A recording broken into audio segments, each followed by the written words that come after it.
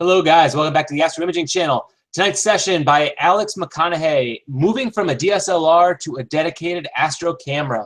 But as always, before we jump into that, I do want to show off our image of the week, which was one that I will say impressed me this week. But we did get a lot of awesome images, so don't feel bad if you didn't get selected this week, because you'll probably be selected next week. I don't know. I had trouble deciding this week, and that usually doesn't happen. But this is by Diego Colanello, NGC 6164 and NGC 6165. And I have to assume that Diego is a Southern Hemisphere shooter because I don't recognize this object. Maybe he has it in the description. But boy, would I like to shoot this object, and I'm sure that won't happen. I'm trying to figure out where this one is located, but I don't see the location of the scope, but I have to assume that's a Southern Hemisphere target.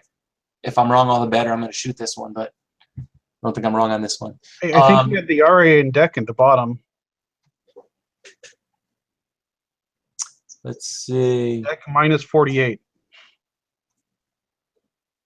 So that's pretty far south. Yeah, okay, gotcha. Yeah. Yep. Well below my well, tree line to begin with, and probably horizon. All right. Well, that said, let me think. Do I have any other stuff to do? I know there was something I wanted to say, and it's probably going to escape my mind. As always, you can submit your images on our website, theastroimagingchannel.com, which is also where you should be watching us so that you can participate in these conversations live. And I can't remember what it was I wanted to say. So what I'm going to do is hand it right over to Alex. Hi, can you hear me? There we go. We can hear you and we can see you. Okay, you're looking at my title slide then, so let's get going here. This is a topic that comes up rather frequently among us, and you've seen it on cloudy nights and in various other places. Before we get to it, got to get a commercial in for Warren. Anybody who wants to come see Warren Keller, the PixInsight guru, we still have some spaces available. Go to telescopes.net and you'll find how you can get there. It costs $50. That includes your lunch and dinner. So come on over. Love to see you out at GMARS. It's always a nice place to be. I also wanted to remind you that if you happen to be watching over live on the YouTube channel, come on over to theastroimagingchannel.com, theastroimagingchannel.com, and you can join in the conversation. You can tell me where I'm wrong, which is going to be lots of places, I'm sure. Correct any mistakes I've made, ask questions, and you can even have a little conversation on your own about whatever you think is right or wrong about anything in astroimaging. So come on over. That's where it is. Now, in this topic, we know darn well that there are going to be a ton of issues that people have. Man, this DSLR I've been doing for a while, but this CCD stuff's going to be expensive, and I don't understand about all the binning and the filters and what's happening with that, and you know, how much time is it going to take me to get those additional calibration frames, and how am I going to process it? What's going to be different, and all that other stuff.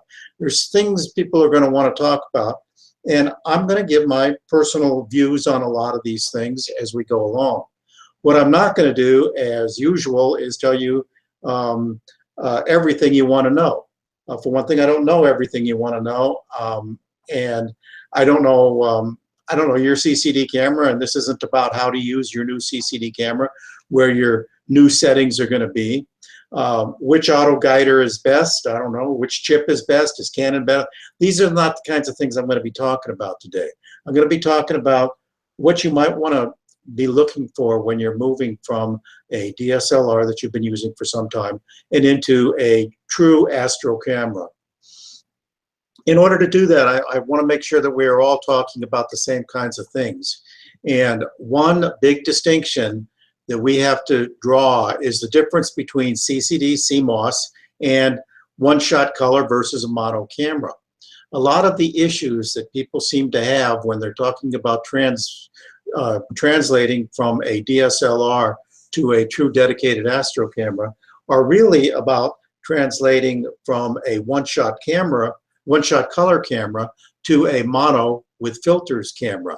And you can have some of the issues that you're talking about moving to a CCD with different calibration frames, different flat frames and everything else. You can have those problems with a DSLR if you decide to modify the DSLR. It's a one-shot color issue. And you'll never have any of those issues, even with a cooled, regulated CCD camera and one-shot, if it's a one-shot color version. Also, cooling is quite important. We're going to be talking about each of these things. Some background. Here are some links that you might want to review. Some of these shows were rather extensive, an hour and a half long, and we're going to be touching on many of the topics that were covered in these much longer versions of this discussion. I put them up here so that you can come back and copy them and go to them. If you are over on the website right now, the first comments I made this evening were links to these pages so that you can go to these pages and run the programs if you want to. Don't forget, when you were finished with all this tonight, you can save the stream over there on the Astro Imaging channel. If you save that stream, you can come back and get all the comments that were made, all the questions that were asked, any answers that were typed in, and you can read along there, including you'll have the links that are listed here.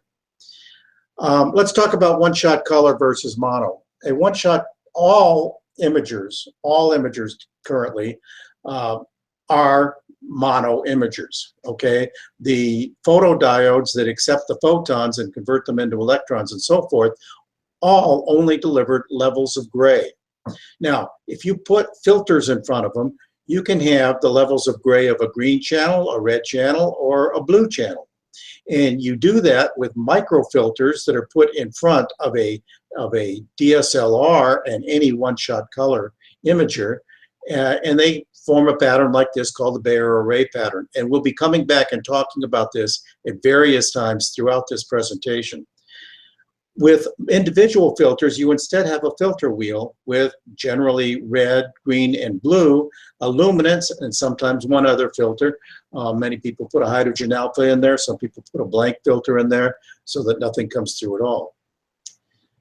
Secondly, an important conversation that is a big difference between DSLRs and true Astro cameras is whether they're cooled or not. And you can see this GIF bouncing back and forth between the cooled and the uncooled version, why you'd want to do that. If you're more scientific minded and want to see the numbers on it, look at this graph that says that when you're at about 10 degrees, you're getting maybe 10 electrons worth of noise per second for every pixel. But if you cool that down to 0 degrees, you can drop that number to about 3 1/3 or so, it says here, okay? And if you cool it all the way down to -20 or something, where are you? You're down to about half on average electrons of noise. So this is why you want a cooled camera. I don't even use my DSLR during the summer. It's just too hot and get too much noise for it and stuff like that. So, you know, when it's over above 70, 80, 90 degrees imaging at night, DSLRs kind of fall off. There's lots of kinds of cooling. Passive cooling is just putting some kind of radiator up there and letting the ambient air cool it off.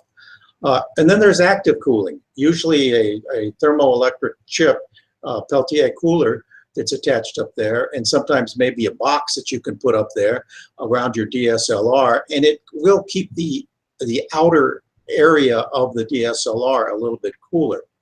And then what you really need for astro imaging, and when you want to shoot with really powerful stuff, is you want regulated cooling. Notice how I've got this chart over here. You want to be able to put it at -20 degrees or at -10 degrees or whatever it is, and make sure it stays there. If you can do that, then you can actually control how much noise you're getting. You can limit the number of dark frames you need to take and a whole lot of things. So cooling is absolutely essential when you're going to be moving to a true Astro camera, and it's one of the big differences between DSLRs and Astro cameras. It's also nice to know the difference between CCD and CMOS, although you'll hear me say later that it doesn't really matter so much whether you get a CCD or CMOS. The architecture is somewhat similar. Both of them start with these little E things, and these are photodiodes.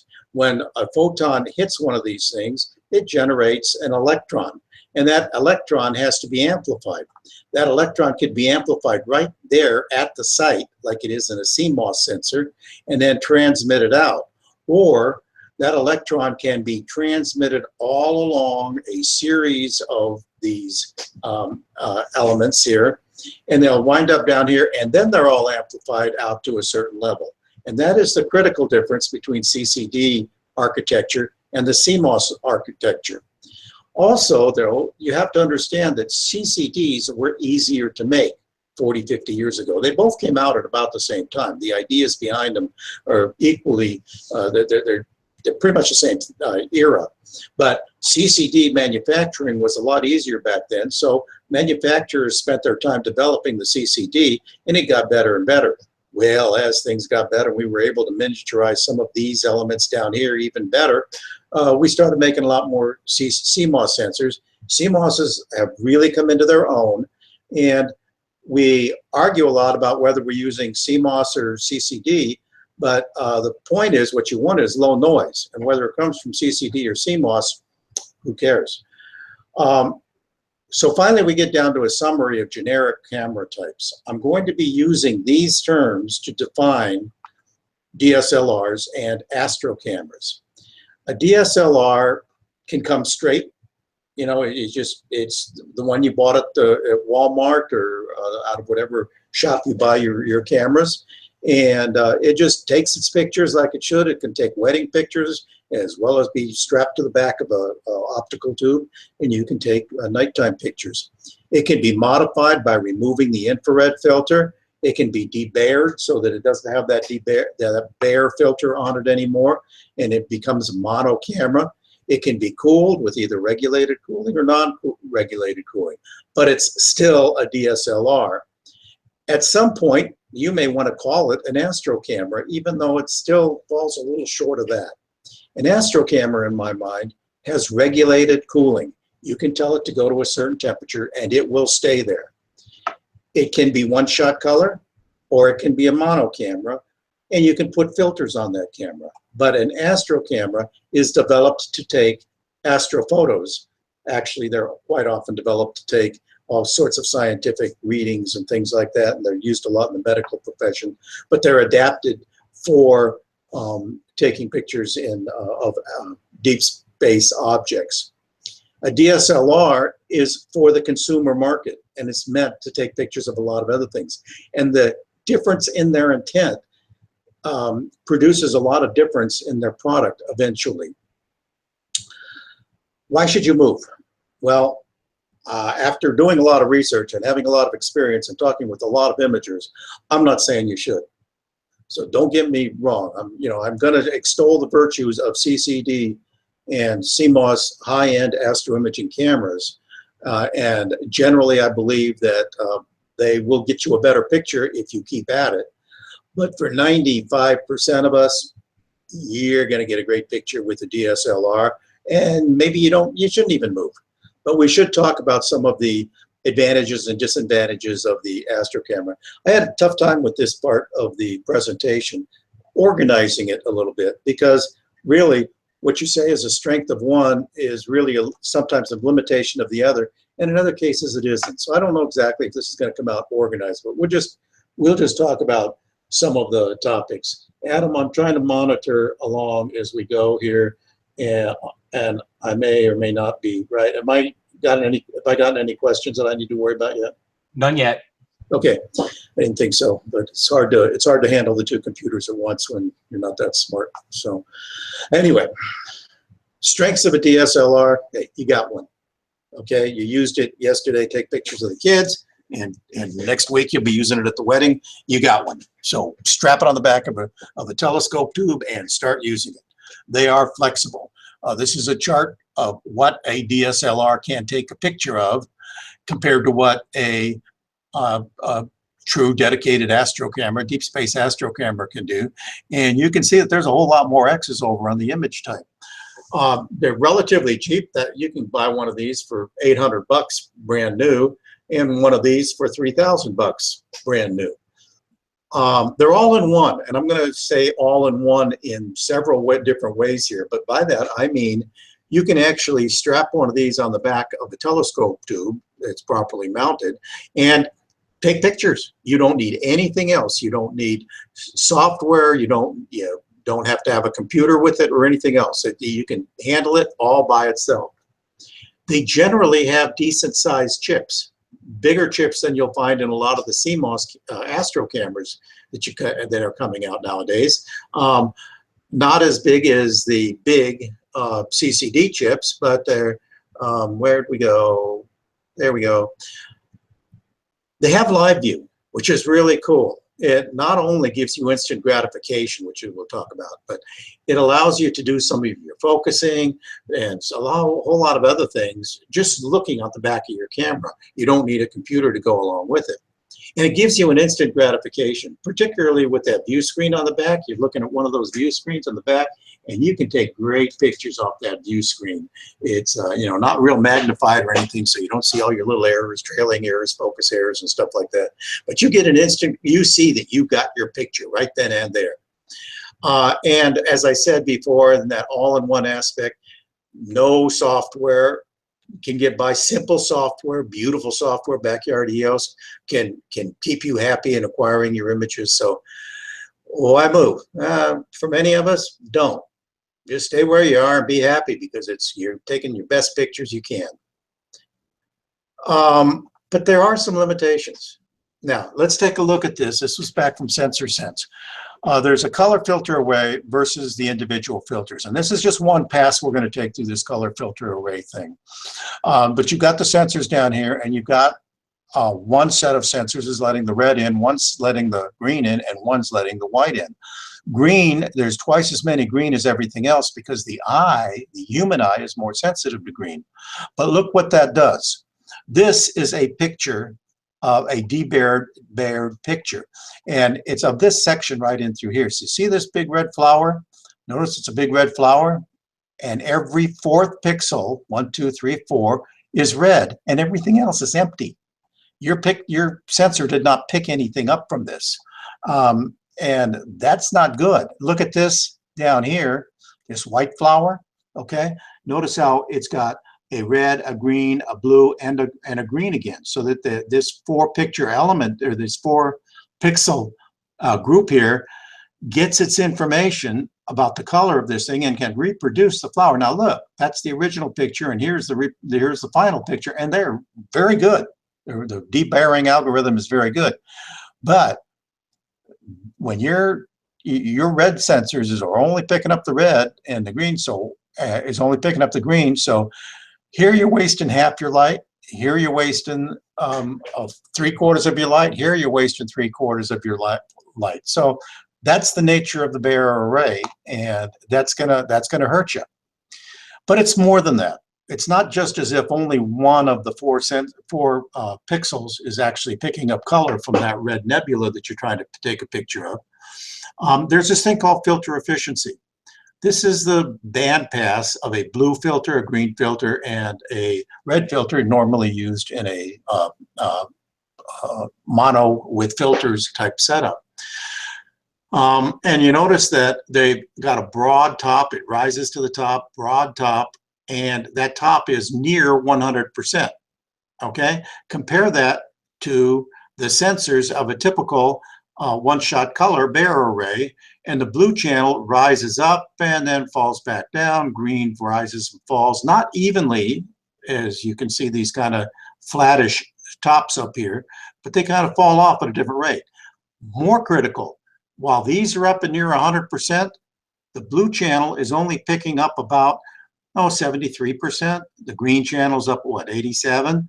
And the red channel's back down at 77, or whatever that percentage is, at the max, and then it falls off as you get into the hydrogen alpha, okay, which is down towards this. Well, what's that mean?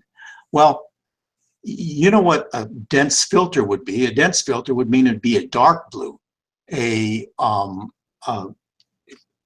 a CCD filter generally lets more of the blue light through the blue filter than the blue part of a bare filter would do. Okay, and that's critical. That means that you're losing light.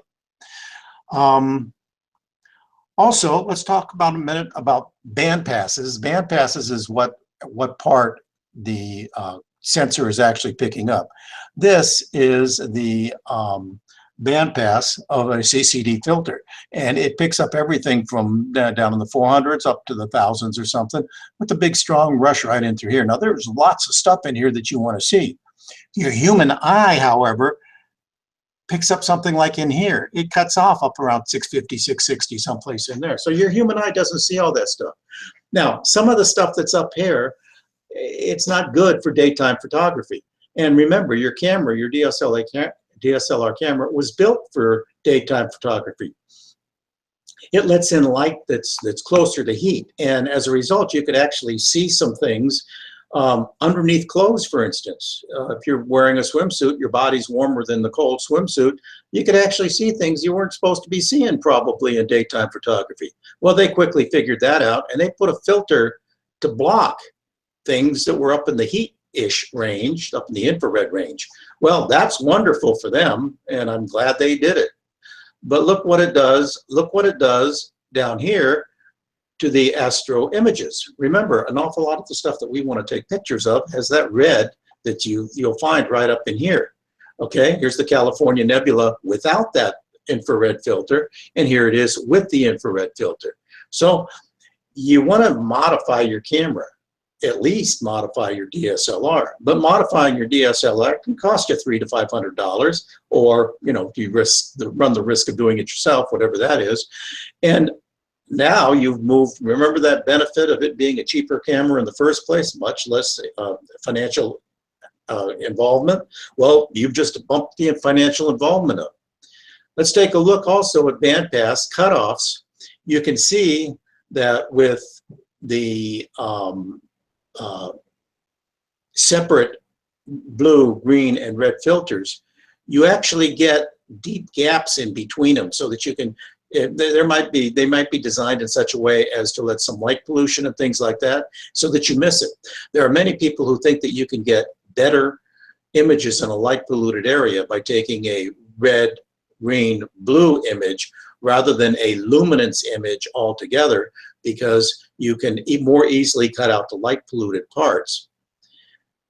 But another aspect of that, as far as bandpass goes, is if you have a very small bandpass, for instance, just picking up the O3, just picking up the hydrogen alpha, and just picking up the S2, you can make wonderful pictures. Now, I live in Moreno Valley, California. I'm about an hour and a half away from the beach, and between me and the beach, there's about 13 or 14 million people. And I took this from my backyard on a moony night. And I did that because I could do narrowband imaging. Can you do narrowband imaging with a DSLR? Yeah, maybe. But you've already lost all that stuff to the bare array, and then you're going to be putting in this filter in here, so it's going to take a really, really long exposure, and you're throwing away most of the light. You need a dedicated mono Astro camera to do narrowband imaging. Let's talk a minute about that heat again. There's that same picture. See how the heat's making all that noise in the background. The uncooled sensors are noisier, and what's worse is it's variable noise. At the start of the evening, when it's, well, I don't know, 50 degrees out there, you'll get one level of noise, but then as it cools off, as you're still imaging and it's dropped down to 30 degrees, you get a whole nother set. So in order to compensate for that, you'll be taking darks and stuff with your DSLR, but what darks do you use when you get around to processing them? You're going to have to keep track of what the temperatures were all the way through. Now, there's some ways around that, but none of them are as good as knowing exactly what temperature that photograph was taken at, and having all your photographs being taken at exactly the same temperature. And because these sensors are generally not as, a DSLR sensor can be more noisy for various reasons inherently. They just don't take as much care to get rid of the noise. Engineering is not optimized for deep space imaging. There's more noise because they don't have to worry about it as much. These things are meant to be taking pictures in light surroundings at a wedding, at your baby's baptism and stuff like that. And noise shows up in the dark, shadowy areas of images. And they aren't as big a problem, so they don't have to engineer it out quite as much as the guys at QSI or FLI have to do with their sensors. Sometimes, particularly early on, it may still be happening, but it isn't as big a problem. Remember, see all these little specks up in this dark image up here? Okay, they're specks. And so they put in some software in the DSLRs that would see something, and if it was a speck, they would say, that's noise. And they would eliminate it by averaging out the other values around it. But you know what? For some of us, those specks are also stars. And so that's where the legend of the star-eating software came along. And that's one of the reasons Nikon was far behind the curve from Canon for many years, because their software ate the stars for people. Also, again, because the DSLR is made to be taking pictures during the day, they aren't going to be taking long exposures and stuff like that. With long exposure imagery, pattern noise shows up. You might have a sensor over in one corner, or not a sensor, but an amplifier behind the sensor. And that amplifier is giving off heat. And that amplifier, the sensor can't tell if the photon came from the heat photon or a light photon. And so it registers it as a photon, which turns into an electron, which turns into a bright spot on your image. This can cause a fixed pattern noise on your image that you don't have to worry about in daytime photography, so the engineers there didn't worry about it as much. But they are taking care of it now. Okay. Also, bit depth and dynamic range. I want to take a look at, first up here, the light that we get isn't exactly a perfect analog sine wave, but it's probably smaller, but it's probably smoother than that. The photons do come in quanta, and they do have stair steps to them, but they have to be converted down to a value. And you'll notice that this value of the blue curve right here is higher than that value of the blue curve. But you'll notice that they get assigned the same value when it's translated, okay? Same thing over here. These two are the same, but in fact, that blue is not as high as that blue. Well, that's because of your digitization. It's your bit depth. DSLRs generally do not have as high a bit depth, and so they can't take as many different samples all the way along. Now, down here is what happens when that happens. You'll see the M51 here. Over here, it's got smooth gradations from the bright to the darker to the dimmer and stuff like that. But over here, you don't have as many choices because there aren't as many steps on this picture over here. So this is called posterization. And all of this area is the same gray because it only had, what, 8 or 10 or whatever levels to put it in, whereas here it had 256 levels to put all that, so it could give you different shades of gray. So that's what happens if you don't have sufficient bit depth or dynamic range. Dynamic range is not the same as bit depth. Dynamic range is the distance that a sensor can sense from the brightest to the dimmest above the noises, but it has the same kind of effect. DSLRs don't generally have the dynamic range or the bit depth as a CCD camera would have. And finally, your power supplies on a DSLR are simply not designed to be run all night. All right. Now that's obvious. You can probably get a battery kit and everything else. But remember, if you got a battery kit, you just had to pay for it. If you had to pay for it, and one of the big advantages of the DSLR is that you're saving lots of money. Well, not anymore. You're paying for something to make it more of an Astro camera. So, but anyway, your batteries are going to run out. You can put additional batteries in it and things like that. But even then, the location of the batteries, the amps, the hardware, the different chips back there behind the sensor are causing heat and fixed pattern noise and things like that. It's no big deal when you're taking pictures during the day because everything's bright and it all gets hidden. But it becomes a very big deal when everything's dark and you have to stretch out the darknesses. Okay. Now, other considerations between the DSLR and the CCD. Expense, no question about it. The initial investment on a standard DSLR, even a modified DSLR, is much less, particularly since you might already have one just for taking pictures of the kids. You also have to pay for filter wheels and filters and all that kind of stuff. And there's probably some adapters and spacers that are probably going to be more expensive than that simple adapter that you can put on there, that T48 or whatever it's called, adapter that allows you to attach your camera. So DSLRs are much less expensive.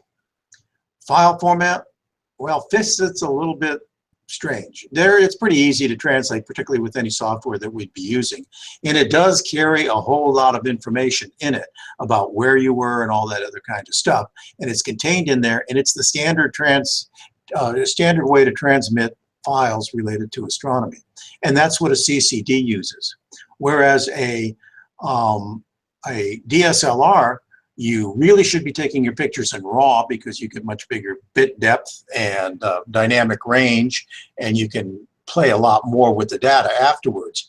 But you also get a JPEG, and it's really cool to take all your images in RAW plus JPEG because you can see the JPEG processed by a very, very intelligent processor in your camera, and it comes out to be a pretty good picture, and that's where you get your instant gratification.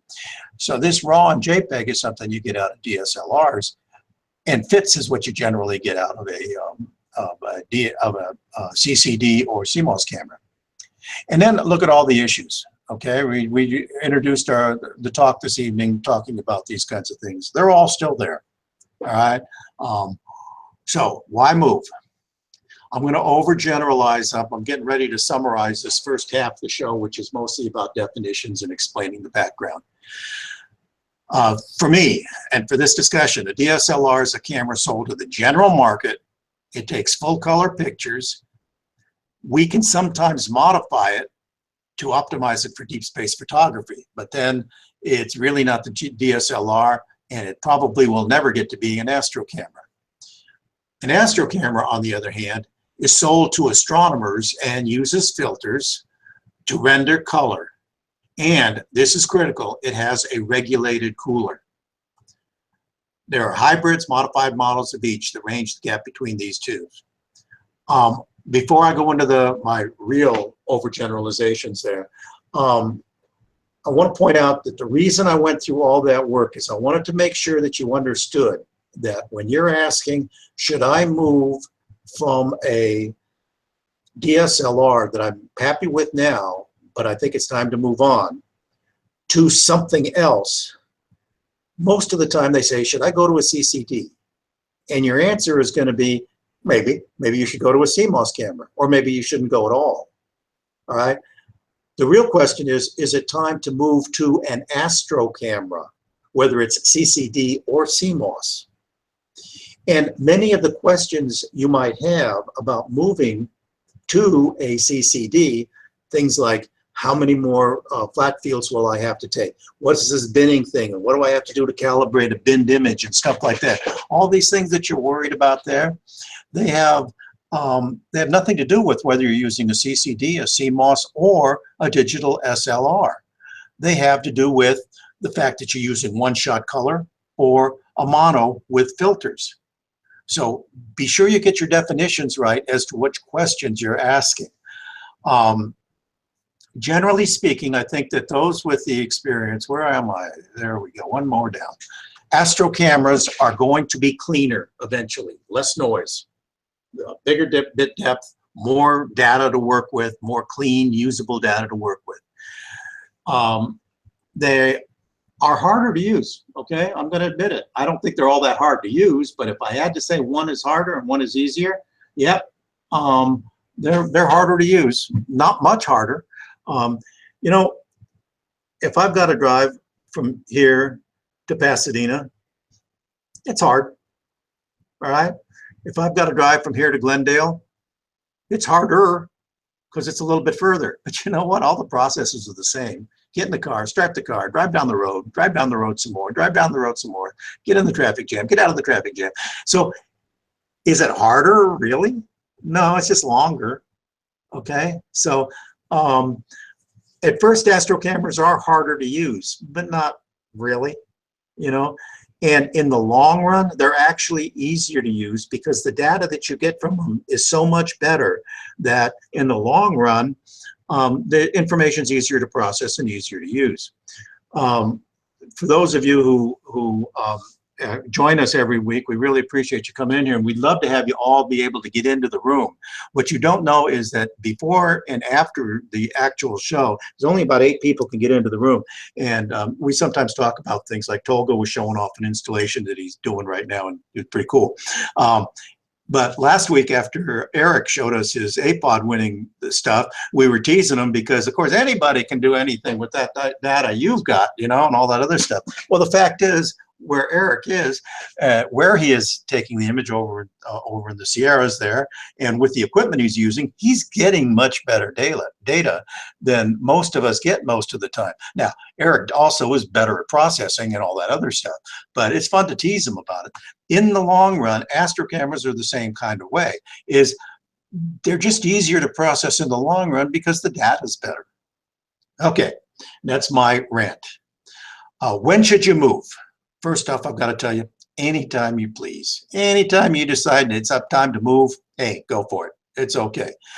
But mostly when you can acquire your data and you can process your data that is on your DSLR and you're doing a good job of it, then it's time to consider moving on. By acquiring and processing, I mean you've got to know how to pick a target, know how to arrange the, you know, how long your exposure should be and where, know how to keep your data in proper files and folders and stuff like that. When you've got all the mechanics of a session, know how to set up your mount, get it aligned, all that other stuff, get all your cords in the right place so that you're not making stupid mistakes. And all your processing, you know how to take your calibration frames and how to apply them, how to register, stack, how to quiet down the noise afterwards, how to do your stretching and curves and all that other stuff. When you've got all that stuff done and you want to go to the next step, fine, go ahead. Now you can go here earlier if you like, but your pictures are not going to improve. Buying the new camera will not make your pictures improve in and of themselves unless you've got all these other things mastered. So get that straight. There are so many people who take wonderful pictures with a DSLR. I will never be able to match what Tony Hallis or Jerry Rodriguez can do with their DSLRs, even with my QSI 583. I just can't do it, okay? They do a better job. They got all this other stuff down better. So they, you know, it wouldn't do me any good. Okay, that's the first part, and I'm going through the questions, and except for Dan saying that being able to do narrowband was his main reason for switching from DSLR, I don't think there's any questions, right, Adam? Nope, that's Adam? Yeah, okay. Okay. A lot of people ask a lot of questions at this stage. Okay, they say, should I get CCD, CMOS, you know, and all this other stuff that you can read there for yourself. And let's talk about some of that stuff. We've seen this picture before. This is the difference in the architecture between the CMOS and the CCD. And this is the difference between functionally, because you see each amplifier is right here and then it's down and zoop and it's out. CMOSs are quicker. And that's why CMOSs can do movies, and some other things that CCDs have a very difficult time doing. Not that they can't do it completely, but here everything's got to be shifted down and moved around and stuff like that, so you can't do that. You can also get shorter exposures with the CMOS than you can with the CCD, because everything's moving quicker through these gates here rather than coming down here, coming down here, coming across here, and then getting amplified. Noise levels are about the same in many ways. CCD is a much more mature technology and has already done all the things a lot of the things they can do to eliminate noise. And CMOS is just getting into that right now, and it's really amazing how little noise some of these CMOS chips have. However, their chip sizes, generally speaking, in Astro cameras that you can buy today, if you want a big chip, you're probably going to have to go with a CCD sensor and instead of a CMOS sensor. But once again, I want to make this point. And I've talked about the history and the relative progress of technologies that did that. Okay. I mean, do you care whether your car is fueled by electricity, hydrogen, gasoline, or diesel? You might care, but it depends. Many people don't. Many people want a car to get them from here to there, and they want to get them there fast. So which of those is the fastest technology? Okay, that's fine. But you're not buying it because it's the electricity or the diesel. You're buying it because it's the fastest. And in our case, you choose between CCD or CMOS. Really doesn't matter so much what the technology is. It matters what the results are. Does it do what you want to do with the least noise possible and the greatest dynamic range? If that's what it is, don't bother whether it's a CMOS or a CCD. Go for it. All right. If it matches all the other things you need, chip sizes, noise level, that's what you're critical about.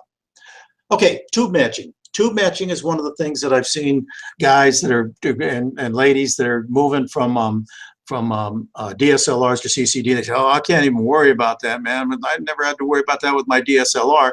Actually, yes, you did. You just didn't choose to worry about it. All right. I refer you again to previous shows. If you save the dialogue that we've got running over on the astroimagingchannel.com, you'll see all those are already there. The quotes are there at the beginning of the show. What you're looking for to match your tube is this. You have to know what the size of your stars are going to be.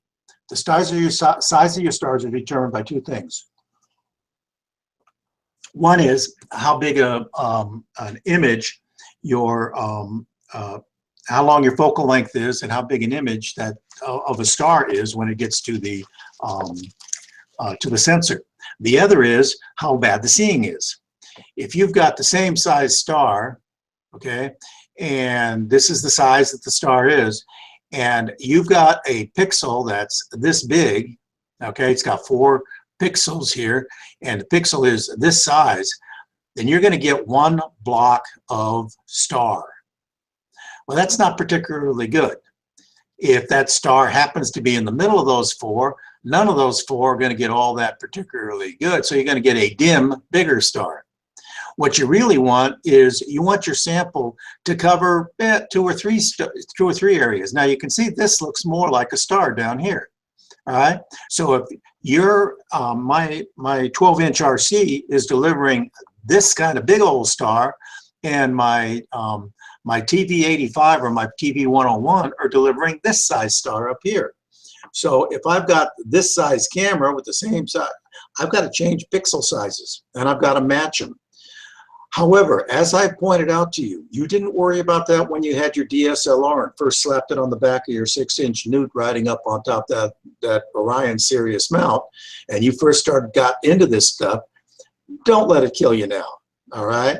Because seeing can ruin all your plans anyway, and besides that, you're going to get a new tube next month, and don't worry about it all that much. Sensor size also matters.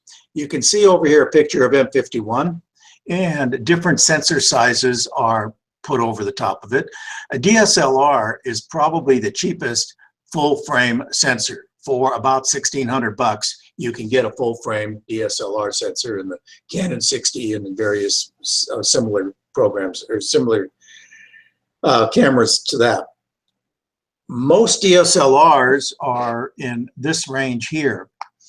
You can also get bigger CCDs in general, but what you want to be sure to do is match what the image circle that your telescope can deliver to the size of your sensor. All right, all that is covered rather extensively up in Sensor Sense, which you can see a link to up at the top there, okay?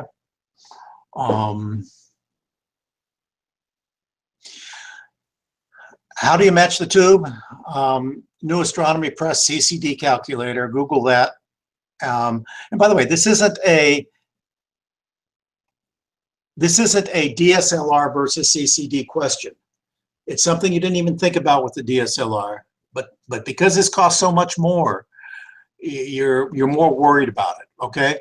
Ron Wadowski's calculator, this is for my 12-inch RC. It's got a focal length of 2,431, using a QSI 583 5.4. You can see that I've got 0.46 arc seconds per pixel, and this, folks, is why I need to, hey, that's my M51. See, that's just like my M51. See, it shows you a picture of where my M51 would be, and that's the picture we've been looking at in these other previous couple of pictures here. So it's pretty accurate, isn't it, guys? But it shows me just how well it matches up. Resolution and color depth. You've seen this picture before. I want to talk about if all of these should be red, right? Because the flower is all red, but only 1 out of every 4 is red. Where is it getting the information that these other things are also red? Well, there's a debayering algorithm that borrows the information from all of the other, from all the other pixels around it. So what you're doing is you're averaging the information from the other pixels to determine what the value of any particular pixel should be. And that's not necessarily accurate, particularly when you're talking about stars and things like that. They say that you get less resolution when you're using a debayer matrix. Actually, that's not exactly true. If your sensor is 3,324 pixels across by 2,502, whether you're using a Bayer matrix or not, you're still getting 3,324 pixels across 2,502 up and down. But the problem is that 1 out of every 4 or something like that of those pixels are bogus. They're actually not bogus, really. I suppose I shouldn't say this out of respect to my friends at Canon and all those places. They are interpolated from the information around it. So DSLR has 1/4 the resolution of a CCD or of a, I shouldn't say that, a one-shot color using a Bayer matrix has 1/4 the resolution, perfect color resolution, as the as a Astro camera would have. But it's got just as many dots across the screen, which is the real definition of resolution. On the other hand, with a single color filter, all of the pixels, all 3,325 by 2,502 of them, are picking up the value of that particular color and defining it as the answer for that color. Okay. What is the difference as far as image acquisition? I'm going to slow down here. Let's see. Adam, have you been summarizing? I see there's a whole lot of activity. Yes.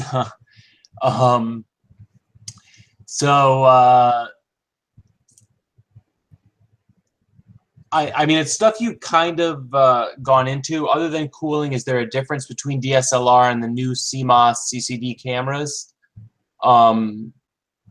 Obviously, the CCDs are, and it's also been brought up in the comments, the CCDs are mono. And, you know, I was confused. For some reason, I thought this, Alex, was you, but obviously it's not. Though if you get a color version of the sensor, you have a Bayer matrix on it. So the benefit of mono is not having that Bayer matrix, which Alex was just going through. What do we think of the ZWO ASI 120mm monochrome astronomy camera kit? How about you guys that have one of those suckers start answering that question down there? Anybody out there with one of those $405 ZWO ASI, whatever. If there are, chime in, but I think this is why Alex said early on, I'm not going to tell you if this is the camera for you because we don't have every camera and we basically know our setups, but we can't know every setup. You guys got to understand that an awful lot of people that are giving you advice on cloudy nights, their experimental base is 1. N equals 1. They own 1 camera, or maybe they've owned 2 cameras. Did they get a dog when they, their manufacturer just screwed up and gave it a lemon? Or did they get the best image, the best version of that particular one, and all the rest of them are poopy cameras? You don't know that. It's one of the reasons I stay away from it. The other reason is I can't remember all those numbers, ASI 120mm and all that. It confuses me. Okay, let me say, just reading those from from No Cloud, Dan, Alex, Pablo, No Cloud again. Okay, a lot of the questions people ask comparing DSLRs and CCDs, they're not asking comparing CCDs and DSLRs. They're comparing one-shot color versus non-one-shot color. They're asking about the effect of the Bayer array versus single filters. I think I've made that clear here, but just it's hard to get over that sometimes, okay? Is the 1600 a glorified DSLR? Folks, it's getting so close one from the other. I would not want to castigate anything as saying that, okay? If it's got regulated cooling, it's a head and shoulder above anything that doesn't have regulated cooling. And for my money, if it's got one-shot color, it's a half a step or a full step behind a CCD where you can control the different filters.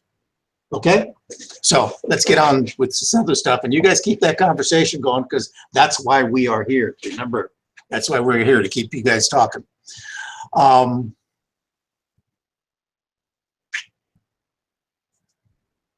Oh, here we are. See, I had already prepared this talk, so I already knew I was going to say it. And I just said, oh, never mind. Here it is. 2 of these cameras are mono cameras, and they use filters to get their different colors and things like that. And 2 of these cameras are one-shot color cameras, and they don't use filters. They get all their filters, or they get all their colors through a Bayer matrix. Do you guys know which is which? I'll give you a few seconds to answer, because I've got to tell you, your seconds are up, and I cannot remember which one is which. I know that one of these 2 is a mono camera, and one of these 2 is a one-shot color camera. Same thing over here. I don't remember which one is which. They look identical. It's just what they put over the sensor in order to make it a one-shot color. This is not a DSLR versus Astro camera issue. It's an LRGB versus one-shot color issue. So keep that in mind when you're out there.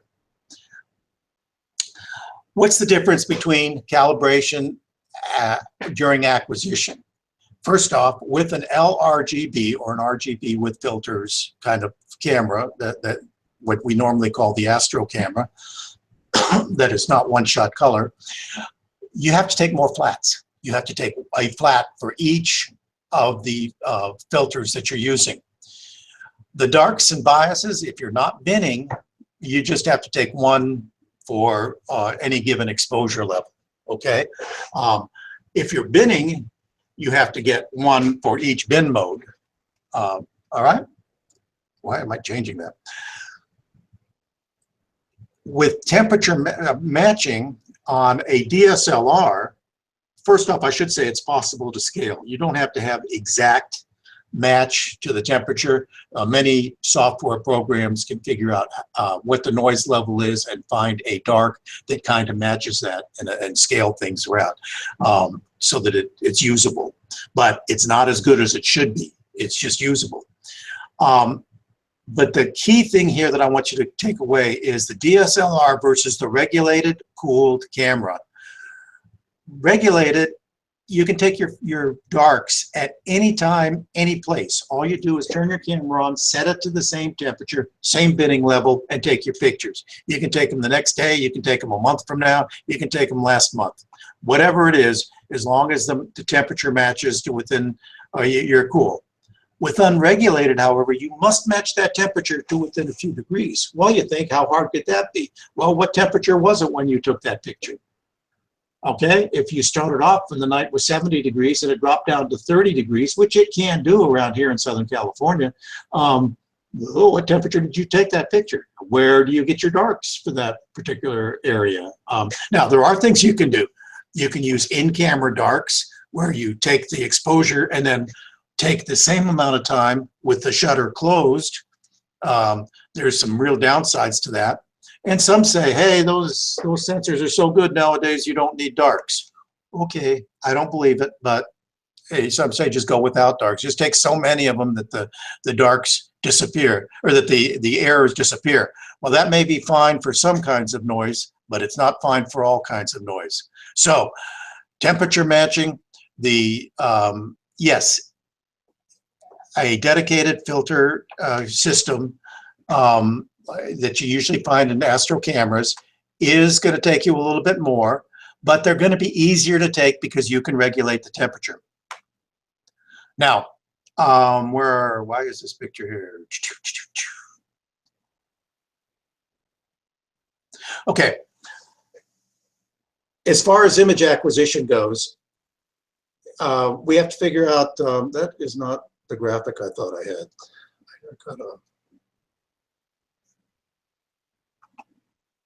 All right.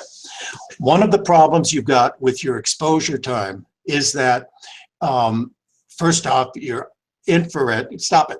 Your infrared is getting cut off. You get more infrared, which is more of that red stuff you want in your nebula filter, by using a CCD camera. By the way, most CCD cameras also have a luminance filter that cut off the high infrared because it causes focus problems and stuff like that. The CCD itself is able to see it, but it causes problems. So you generally cut it off higher than a DSLR, but lower than the CCD itself could handle. But green is the most sensitive for our eyeball. And if we're making a camera like a DSLR, if we're making a camera that is used during the day, well, we want it to match what our eyeballs do pretty well. Well, that would mean make it more green. But how much green stuff is there out there? Well, everything that's white out there has just as much green as it's got blue. So there's a lot of green out there. But hey, a lot of what we want is the big red, the bright reds and stuff like that. So we really want to have emphasis on that area, not so much on the greenish area. And we've talked already that the individual filters of a separate filter system pass more light. So what's the result? And that all of the pixels on your individual filter, all the pixels are getting that color. So what's the result of that? Well, it gets rather interesting. If you want the same number of photons hitting any given pixel, you're going to have to expose that DSLR a whole lot longer than you would have to just expose a dedicated Astro camera, not using a one-shot color. Now remember, this is an issue of one-shot color versus separate filters. Not strictly speaking a DSLR that might have been modified to be monochrome versus an Astro camera that is already monochrome. But you can also take longer L's and get most of the light in and then color it with shorter RGs and Bs, okay? And you can bin the color. Here I have two Sequence Generator Pro sequences for a night of imaging. And you can't see them in that screen, so I'll put them on this screen and make them bigger. And this one's using my QSI CCD, and this one over here is using my one of my DSLRs. I want to get 12 pictures of each, just because I'm going to get 12 pictures of each. And it's going to take me 8 hours and 29 minutes because I'm going to take an R, G, L, and a B. And look at, I've binned this 3x3. I bin my green 3x3, bin my blue 3x3, because I don't care so much about the detail and the color. I can bin it, and it can be a little sloppier. And my luminance, though, I binned it 2x2. Now, why didn't I go 1x1? I didn't go 1x1 because I've got really, really tiny pixels. I got the wrong camera from my RC12, and I've only got 0.49 arc seconds per pixel, and that's silly. So I go to 2x2, and that gives me about 1 arc second per pixel, and that's probably better for imaging and under the conditions I image under. But I can take that for longer, 600 seconds, and I get really good color, or I get really good luminance data and pretty good color data. Then I take some darks and some biases, and I take a flat, and I have to take 4 flats. Now over here, you'll see that on my DSLR, I take lights. I take a bunch of lights. I take a bunch of darks, because I'm gonna need 12 darks. I need a bias frame and 1 flat frame, because all of my pictures use the same filter set and the same path. And then, oh, and that one's blank. I didn't have to use this 5th line, okay? But look how many more exposures I have to get. I have to get like 96 exposures to get the same number of electrons hitting my sensors, as opposed to 12, 12, 12, and 12 of doing it the other way. So you can see that's why I think there's more value in taking pictures with the dedicated Astro camera. Okay, where are we on the questions? Adam, you monitoring for me? Yeah, it's mostly just comments on kind of slight differences between CCD and CMOS, and how CMOS have caught up, or are catching up, I should say. CMOSs tend to have low read noise, which of course allows you to take shorter exposures. Yeah, but you need a whole lot more of them to get the same number of photons. Yes, yes. Yeah. Yep. So then that's the problem. That's what I just said. Is it takes 96 of them to equal the 48 of the taken with the dedicated Astro camera. And Alex has pointed out, different Alex has pointed out that you can say use the same sensor in a DSLR or an Astro camera. That's true. These are many times we use the same sensor. But remember, just because they're the same sensor doesn't mean they're designed. The background electronics that read the sensor and things like that are the same.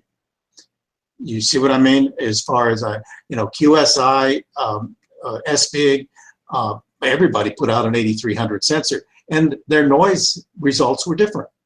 Okay, and my noise results with my 583 were different than the 683, which uses the same 8300 sensor because of the way they had the read noises going.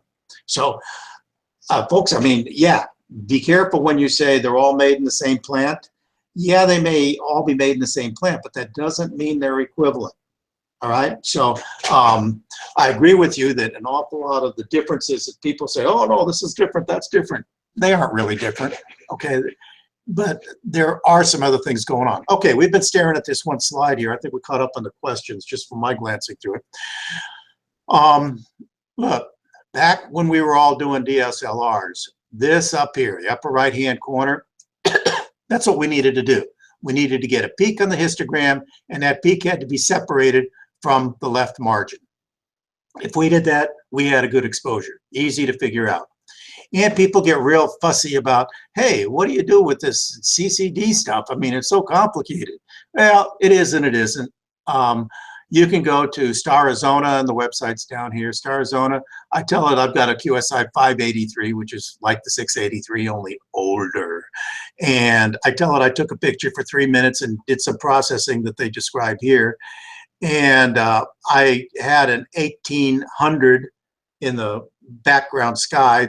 I just put my cursor on, and it told me, it gave me an 1800. And I want a 5% background noise. And it told me, I could get by with 2.2 minutes. That's how hard it is to calculate this. This is on the web. I could go to PixInsight, and boy, they make it look a lot fancier, but they're doing essentially the same thing. So it's not that hard to calculate, but it does take some time calculating it. And the other thing I have to point out to you, we discussed this on the Astro Imaging channel not too long ago, is that while we may have a lot of fun with these calculators, when it comes right down to us, most of us know after a little bit that, okay, I need 10 minutes and I need 12 exposures, and that's what I always get at this particular observatory. So it's not like we got to recalculate this every time we go out. Now, there are some tricky things about one-shot color versus individual single filter. This isn't a DSLR versus CCD issue again. But should I take pictures with all four of my luminances, and then the reds, and the greens, and the blues?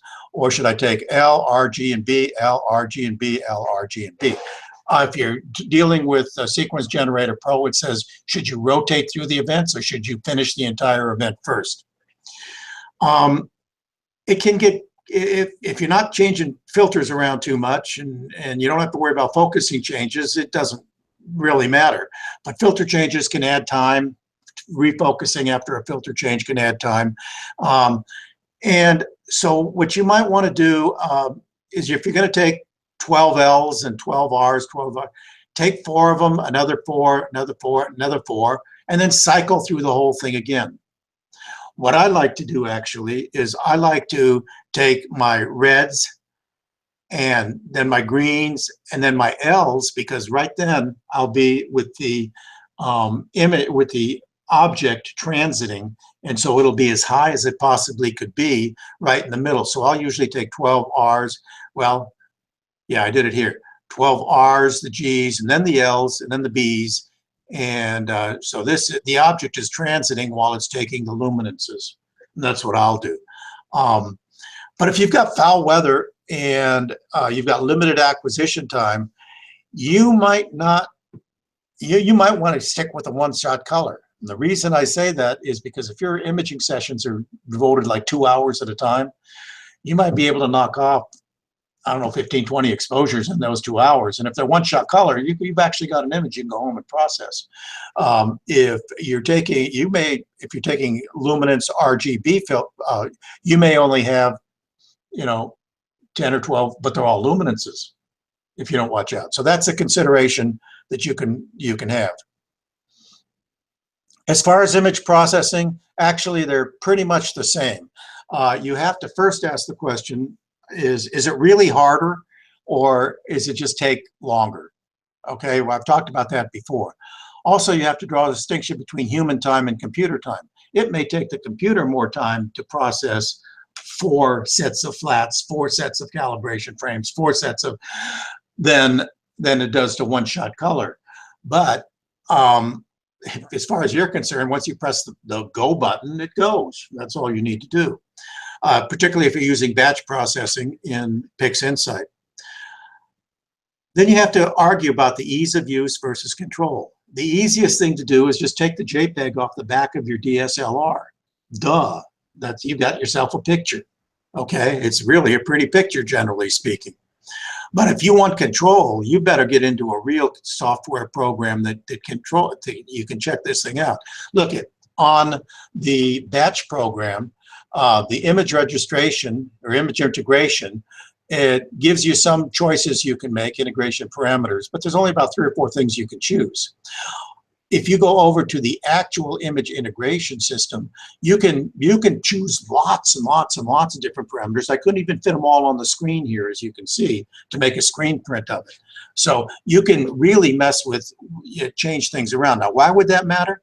Well, certain stacking algorithms are better. If you've got, let's say you only manage to get 6 frames of the blues, but you've got 12 of the luminances and 18 of the reds and 12 of the greens. Well, you may want to apply different stacking algorithms to each of them, and you can do that with a true Astro camera. You can't really do that all that much with a DSLR. You can control your noise individually better on the individual frames. You can always do batch processing, but that's true whether you're doing DSLR or Astro camera. You can take a one-shot color, separate out the luminance with the RGB, process each of them separate and recombine them. But that gets pretty complicated after a while. Gradient removal is generally easier if you've got gradient problems to remove them with separate filters rather than having one massive one-shot color filter. So it's actually, this is the reason I said it's actually easier to process the higher level processing with an Astro camera using dedicated filters. And as for software, here's Gilan's beautiful backyard, I think a backyard Nikon, yeah, backyard EOS backyard Nikon. We all got used to this when we were using our DSLR. It's a wonderful program, easy to use and everything else. They start getting a whole lot more complicated when you get into SGP and Maxim and some of the others. You should be graduating to one of these more difficult programs. And so the transition from your DSLR to these other programs is part of the transition that you've got to take into account. Which Astro camera is right? I've told you before. I'm going to tell you again. I don't know. There are other shows on the topic. And these things you've got to worry about as far as picking your camera. Match your sensor to your tube and the sensor size and the pixel size. Choose quality. I can't tell you how many times. Well, I was back at Neath. I'm walking around and I'm talking to lots of imagers about what they use. And there is no question that the low-cost CMOS imagers are real popular among a lot of people today. You can see them all over the place. And I'm going to say something, not complimentary about them. I asked so-and-so, and I asked such and such, and you'd know who these people are if I mentioned it. And I said, why shouldn't I buy just one of them? And they looked right at me and says, because this stuff don't work. Or as one guy says, when I tell it that I want to take a set of pictures like this, I want it to go out and take a set of pictures like this. As one guy says, look, when I tell my mount I want it to go there, I want it to go there. I don't want it to tell me that it's got a problem with this or that or the other thing. So buy quality. Okay, don't be deceived by low prices. Yes, you can get them to work. And yes, they will probably work pretty well. And yes, if that's all you can do, go for it. But think about quality before you go there. Do they have the mechanics, the support drivers? Are they made well? Are the screws going to stay in them and all that other stuff? What you're really looking for, whether it's CCD, CMOS, or anything, is the lowest noise and the highest dynamic range. And at a minimum, if you're moving from a DSLR, you must move to regulated cooling. If you don't have regulated cooling, and who is it, No Cloud? Cooling is enough for me. I was just wondering if new CCD are different. I don't know, but cooling is enough for me. That's like an absolute requirement. You can choose whether it's one-shot color or mono with separate filters. I think you can tell my prejudice. I think you can get a much better picture in the long run when you're using mono with separate filters. And my last slide, I hope it's my last slide. Yeah, it's my last slide. So what should you do on the first night? Treat your new Astro camera like your old DSLR, okay? Use the cooler at a moderate setting. Don't worry about trying to get it all the way down to, minus 20, minus 30. Just get it to minus 10, minus 15. Use only one filter, probably your luminance filter. Okay, just stack up your luminance filter and just take a bunch of mono pictures. Don't wait for a dark night. You got light pollution? Don't worry about it. Go out there and do it. Do it from home. Don't wait till you get to that star party where you've been waiting to go to for a long time. Do it from home. Upgrade to a full acquisition program. I think that you've seen programs here. You know that my prejudice is to go to Sequence Generator Pro. I think it's the biggest bang for the buck. And that's the program that will get you all your data. Just use 5-minute exposures. Don't worry about your 5% background sky noise or any of that kind of stuff for now. And go with unbinned. Okay, may take you down longer to download and a few other things, but just take your pictures.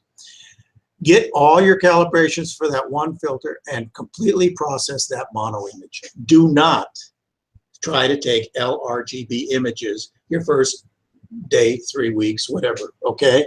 Just enjoy it. okay? And when you get good enough at that, when you have all that working, add the other filters, check on your ideal temperatures and bin your color and all that other stuff you want to do. But at first, don't worry about all that stuff. And I did ask over at Cloudy Nights, and I really appreciate the people who put in some input. I did change, I asked them, what would you put into a presentation about going from a DSLR to a CCD?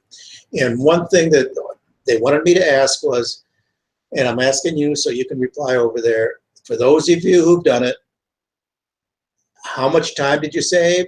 How much difference did it make? Are you glad you did it? What were the results for it? Okay, I appreciate the guys that, and the women, I think, that answered the questions over there on Cloudy Nights, and appreciate it. I hope you got something out of this. Let's see if there are any questions over there, Adam. Yeah, so actually a few cool, interesting questions popped up. For those of you who have used both types of software, does it help to use the easy DSLR one first, or does that experience help with the more complicated programs? And maybe you can give us your answer on that, Alan. Well, I've used lots of software from way back. DSLR Focus, believe it or not, was for actually, okay, the truth be told, Ektachrome 200. But that was much different processing, believe me. Are we talking acquisition software or processing software? If we are talking processing software, then I think that the best thing to do is to acknowledge that PixInsight is much more powerful than any of the other software. It can do more, and you have much more. Remember when I was talking about control? You have much more control. Now you have to learn how to use that control, and it's very off-putting, the interface that they use. But for those of you who have seen the PixInsight loaf of bread thing, you don't have to pay attention to all that arcane language that they're using. You can get through it pretty easily just by doing the nice, simple, by rote type of stuff, and you will already produce a better image than you can produce with almost any other software. Now, as far as acquisition software, I don't think that Sequence Generator Pro is any much more difficult than Backyard EOS. I think Backyard EOS is so much prettier than a lot of the other ones, but it only does certain things. And Ghislaine was talking about this. I don't know if you're out there right now, so I don't mean to put words in your mouth, but you're often out there, I know that. So he was saying that it's hard to do all the things that he would like to do in there and keep that pretty interface, because the more stuff you put in, the more complicated it gets. I would say, again, it's not that big a change to go from one of those to from Backyard EOS or the software that ships with the Canon cameras, the acquisition software. It's pretty good software. It'll actually do the job for you. It's pretty easy to shift to Sequence Generator Pro and even some of the other ones. They can get complicated when they start asking you to script and stuff like that, but Sequence Generator Pro doesn't do that. So I don't know if that answers your question, if that was your question, but that's what it is. Yeah, I just want to make one comment on that. When I started, I was using Canon's EOS utility. Yeah. And that was just awful. I mean, it'll do the job, but the thing about Sequence Generator Pro or even Backyard EOS is if you went out there on your first night and you tried to set up the programs, you might have some issues, because on your actual first night of doing astrophotography, you might say to yourself, oh, okay, I have to focus. Well, okay, I start up live view and I do this and I do that. Well, Sequence Generator Pro and even Backyard EOS are more meant for astrophotographers. So it kind of reminds you, you go out there, okay, you have to focus. And it has a method for framing, which is another kind of pain in the butt thing to do. Then it's kind of got just an easy window to type in all your exposures. And then it gives you visual feedback. It's meant for astrophotographers. So if you don't know what you're doing, it might be a little bit confusing, but at the same time, if you go out there on your second or third or fourth night, you're going to understand a little bit more, remember a little bit more about what you have to do, and it just kind of works with the routine. It kind of sets your flow.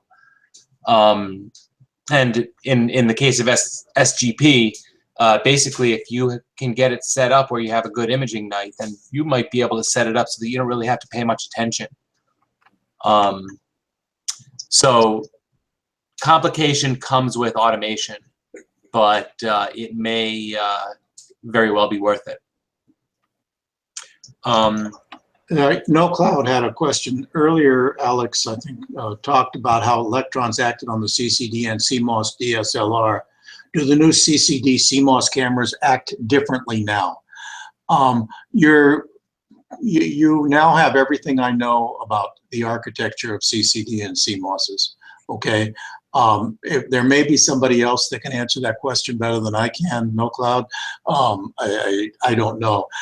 What I do know is that every day in every way, these engineers are trying to get something a little bit better. They learn a different algorithm for transferring data. They learn a different this, that, or the other thing, and they try to incorporate it. They might find a lower energy chip that therefore doesn't make as much heat, or something else that's not the sensor chip, but it's one of the background chips that they can put into a camera. That stuff is happening with, that stuff used to happen with CCD. It's still happening with CCD sensors. But the CMOS was a backwater because they were hard to manufacture at the scale at that size. And as manufacturing techniques changed, CMOSs could take advantage of some of those things, and they have more headroom to grow now. So as other people have pointed out, I mean, I think I said it, is that CCDs were in the lead for a long time. CMOSs have been catching up to them. Again, don't worry so much about whether it's a CCD or a CMOS any more than worried about whether it's diesel or gasoline going, or electricity, or whatever going through your car. Worry about how fast it can go, how smooth it is, how funny it smells, whatever. Okay, and in the case of your camera, your dynamic range and your low noise.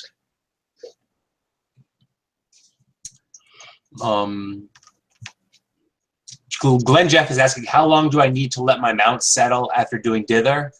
It takes a lot of time away from acquisition. From my experience, if it's taking a lot of time, there's too much what's called in there, Backlash? yeah, that's what it's called in the mount. So you need to work on your mount to start with. There's also, I think, a setting in both PemPro and in, I think, PhD Guiding has one that, and your mount probably has something that has a backlash correction. Mechanically fix the backlash if you can. Adjust your worm gears. If that doesn't do it, then go with PemPro or one of those kinds of programs and your hand controller to kick in more backlash, okay?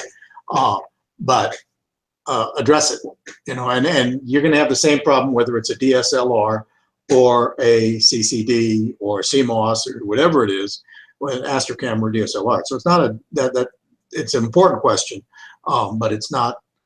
You're going to have that question with whatever type of sensor you're using. Okay, that's Pam's. We asked Pam's already, right?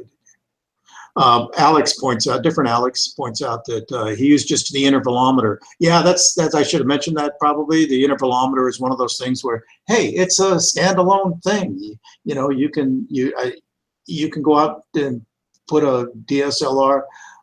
You don't even need an intervalometer. You can push the button and let it go.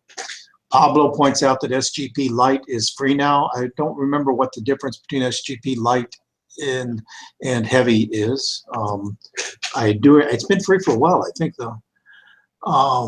A total of 3 times. Okay. Zach says he used backyard EOS a total of 3 times at a dark side before I switched to SGP. And I would imagine, Zach, I didn't read all the way through the comments here, but you stayed with SGP because it wasn't all that much harder. You know, I mean, it's not as pretty maybe, but it's not very hard. How long development amounts are left to there? That's to explain that.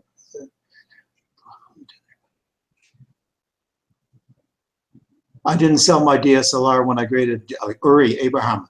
I didn't sell my DSLR when I upgraded to CCD. I figured my new system to use both CCD and DSLR. Yeah, you can do that. I still have my DSLR. It has a really big chip. My 6D has a really big chip. I don't take many pictures with it, but I can actually use the whole thing on the back of my RC12. And as soon as they start making a chip that's big enough for a big chip, that they keep telling me, I keep getting told to hold off. There's going to be some really big chips coming out. Well, midsummer, right? It's midsummer. Where's my chip? Where's my camera? Are there any other questions out there, Adam? I think we've been through. No, so I don't see any. Just some comments. So now's your chance, guys, to ask your questions. I will say Alex's question earlier, I think it was the comments thing on cloudy nights or something. Was it worth it for you? And I'll just say, as soon as I upgraded to my CCD, I realized that it was a lot better than my DSLR. Got through the light pollution a lot more, and had I known how much of a difference it would have made, I would have done it earlier. And that probably applies to any mono CCD or CMOS camera these days. I think between the cooling and the mono, it's just the way to get a big step ahead, the way to really take a big step forward with astrophotography. And in particularly, as Eric just commented, the ability to use narrowband filters without mono from light pollution is kind of a game changer. I just wanted to say something about that one question about, like, does doing harder things help you get more experience and be better? It's like there's this train of thought out there that, you know, you have to go wash the dishes for 2 years before you can start cooking rice, kind of thing. I would say just, you know, jump right in. That's the way. What do you guys think? Yeah, I think he's got a good point there, because I mean, when I made the jump from DSLR to a CCD and to a one-shot color, and then went on to a CMOS, you know, the internet has so much information on it now, and if you're in doubt about it, you know, I went through just hours of YouTube videos and figured out rather quickly, you know, especially like getting on the SGP Pro and learning how to use narrowband and LRGB. So I think sometimes, yeah, just jumping in head first has its advantages. Otherwise, you're continuously spending money, getting to some place where, in my opinion, I should have started with from the first time. Well, I think my answer to that question was something along the lines of, you know, when should I move? My answer is right now if you want to. But don't expect the move alone to improve everything. It will improve everything if you've already got the other things mastered. But if you are having trouble with polar alignment, you're still going to have trouble with polar alignment. If you're having trouble with bad guiding, it ain't going to help to have different different camera, not going to make any difference. So in Adam's case, I think what he's saying is that once he's gotten to this point where he's developed the DSLR equipment as well as he can develop it, then it's time to move on.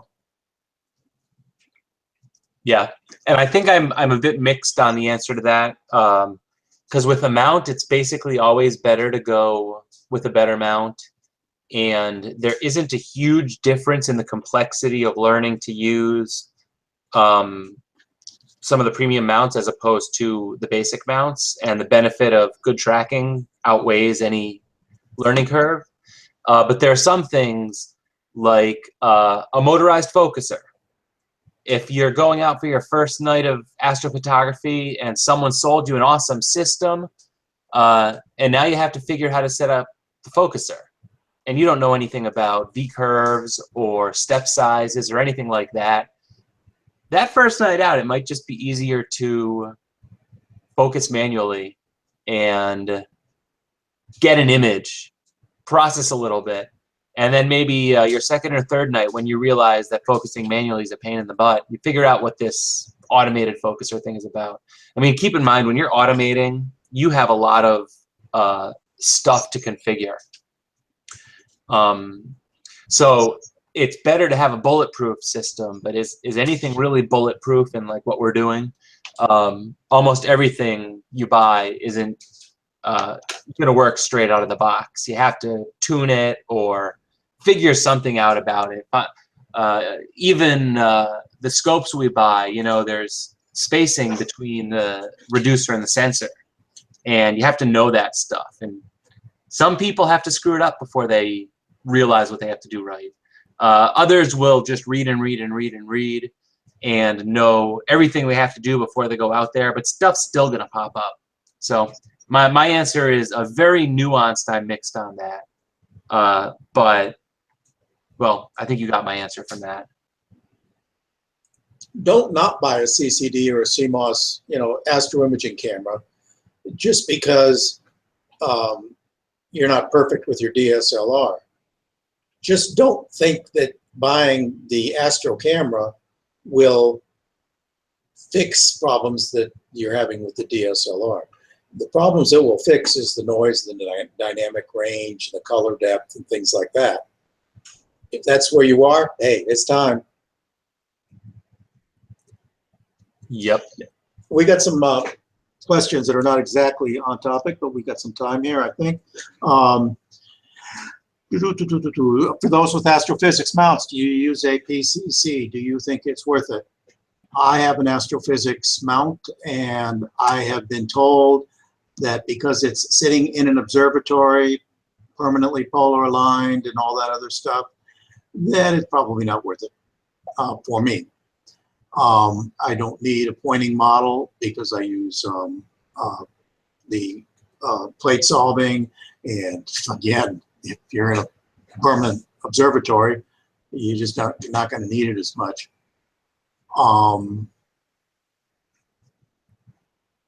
And anybody else got any comments about that one? I'll just kind of agree.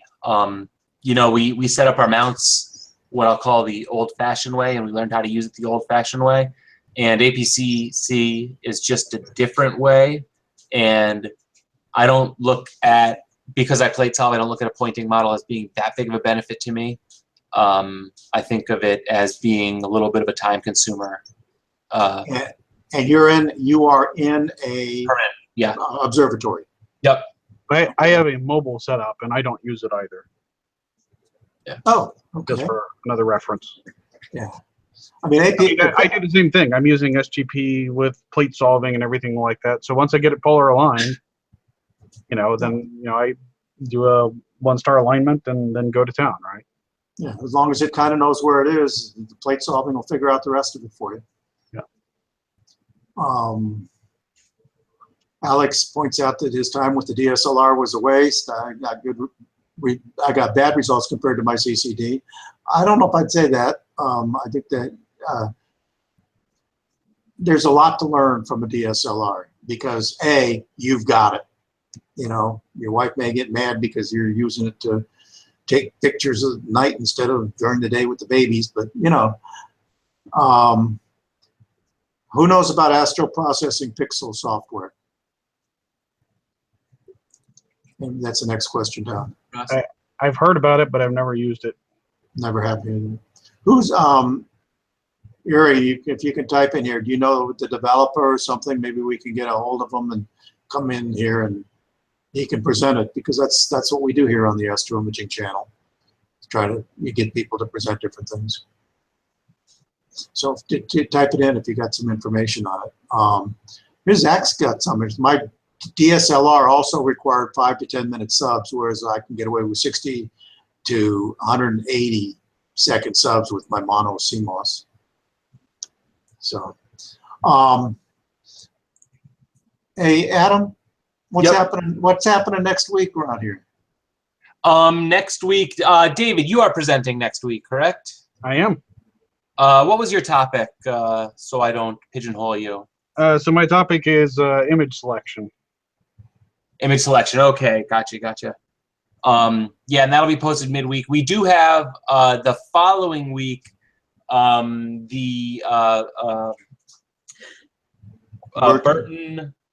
Briggs. Burton Briggs. I was going to say Briggs Burton. Burton Briggs is going to cover the CATE experiment, CATE, which is basically tracking the solar eclipse along the center line for a few hours the whole entire way, all with the same setup. It's going to be very cool. Okay. The next one I want to do, which is not for like a month or two, is statistics for dummies, for astro imaging dummies. That sounds cool to me. Anybody else have any ideas out there that they want to hear a presentation about? Come on, type it in, type it in, type it in. Okay, thanks, Yuri. We can see your comment. I got the link. I'm on their website right now. I'll look into it. We'll look into see what we can do for you there. Yep. We are always interested in people who have a unique project or a not unique project or something they would like to share with the community of astro imagers. It does take some work to put these presentations together. It's not something you can just sit on the back of your pants and just, babble for a while. Zach wants to go with ASCOM replacement, please. And Rod Melise video. Rod, you want to hear from Rod Melise? Or, anyway, from Bill Kay. Thank you for those ideas. I'm sure Adam is writing them down so we can. We need presenters, and you don't have to know a lot. You do have to be able to express yourself somewhat, but most of us can do that. We're all pretty smart people in some aspect or another. If you don't know something, it's okay, like I do. I've admitted to you guys 1,000 times that I do not know the current selection of all the cameras in the world out there. Okay, when I want to buy a camera, I go down to a couple of places and I say, what camera should I buy, guys? And these guys that I trust pretty well know. One of them's a female, but these folks know. Okay, so please get in touch with Adam and volunteer to do some of these things. Thank you. Thank you, Alex. That was a great presentation. It's a great topic because if you continue along with your astrophotography journey and you started with the DSLR, you're gonna the question is gonna pop into your mind. What am I losing? What could I gain? And I think this one answered it well. We are at 11:07, so I don't want to hold us up that much longer. Like I said, David next week, Kate, Briggs Burton with Kate the following week, and keep your eyes on the website because we'll get some other stuff scheduled. And if I do remember that thing that I wanted to ask everyone out there, I will let you know. It's like on the I don't want to say the tip of my tongue, but it had something to do about the way we contact you. But either way, thank you, Alex. Thanks, everyone, for being in the room. And we will see you all next weekend. Have a good night.